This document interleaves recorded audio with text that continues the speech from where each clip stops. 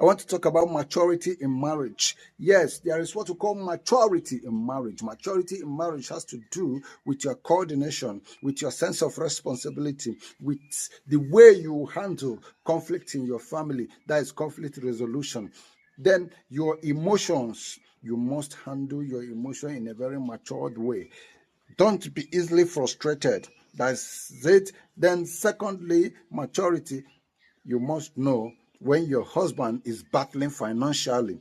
Yes, he may be battling financially and keeping up with things, but you, as a woman who is sensible enough, you must know when your husband is battling financially, and you must know how to manage his finance. Then, lastly but not the least, you must always control your children.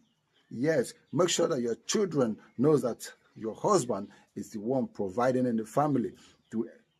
That will always keep his dignity, his respect, and the family in peace and harmony. Thank you so very much, and always do well to share our videos.